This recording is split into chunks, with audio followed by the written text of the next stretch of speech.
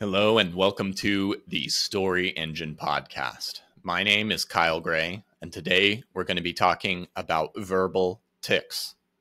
These are things like, like,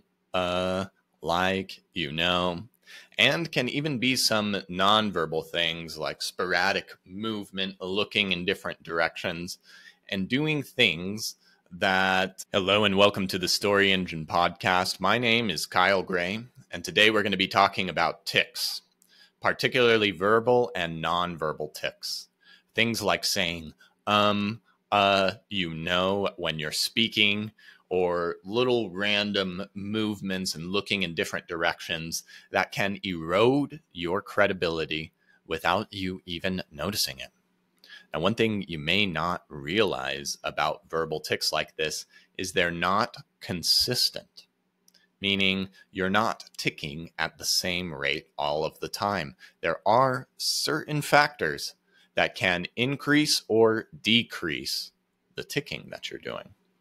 Things that increase verbal tics when you're speaking are nervousness or insecurity.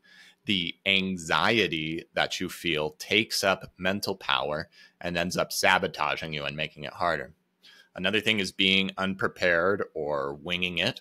The harder that you need to be thinking about your script or what you need to say next, the more verbal tics you are going to have to take up space. If you're doing anything unnatural or trying to be someone other than yourself, you're going to start having more verbal and nonverbal tics. And finally, getting lost in a tangent, going off script without a plan or a reason why. Now, are verbal tics really that bad? Is saying like, or every so often really a problem? I know I'm guilty of it. And it's hard for me, even to this day, to go back and listen and review some of my podcasts. It happens more on my interviews than on these monologues because I'm better practiced and better prepared. But when it does happen, it's difficult for me to notice in the moment. And I found that taking a full willpower approach of just watching the recordings and trying to brute force the words out of my mind is not quite the best way. And yeah, are they that bad? On the surface, not so much. A few extra words here and there. Most of your audience won't notice these tics, at least overtly, but they will subconsciously. And I think one of the most important things to know is it's hard to tell the difference between someone who's trying to remember the next line they need to say and someone who is making up a lie. So these tics at best make us look less competent and less confident when we're speaking in front of our audience, and at worst, make us look like a fraud and a liar, which is a lot of our worst fears. So it's ironic that the imposter syndrome that you feel on stage actually can make you look more like an imposter. Now, these also take away the time that you could be using to serve. I edit podcast episodes, and very often out of a 40-minute episode, I can cut 3 to 5 minutes of tics out of an episode. This adds up over podcasts, speeches, and webinars. Can you imagine how many hours you're spending in front of your ideal clients over the course of a year just saying to them over and over and over? That's terrible. So what do we do about verbal tics? The first thing and the most important thing that I think is it's not about having a perfect script memorized. It's about having powerful storytelling and teaching frameworks that help you focus on what's important to the audience and gives you a clear idea of what you need to say and why and when you've said enough.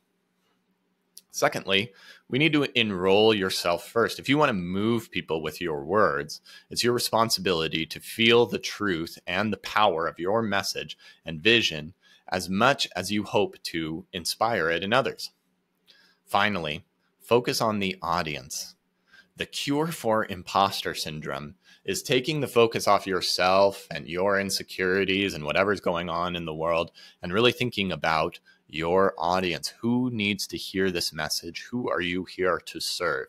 And when you can really focus on serving others, you can let go of whatever shortcomings or anxieties you are feeling and just get up there and do your thing. In the end, being able to move your ideal clients to action with your story is as much about the words you choose as who you are being, who you are showing up as. And that can influence the words you choose, because if we're being nervous, if we're feeling like an imposter, if we're trying to improve ourselves, we will start having more verbal and nonverbal tics. So know your content, know your stories, know the why behind your stories and the purpose behind them, and start practicing them with a strategy. And in time, you won't need scripts, and you will continue to speak effectively, get results for your audience and yourself when you're speaking, and continue leaving the legacy that you are meant to leave. So I hope this was a useful episode for you. Please share it with one person who you think could benefit from this, and I will see you on the next Story Engine podcast.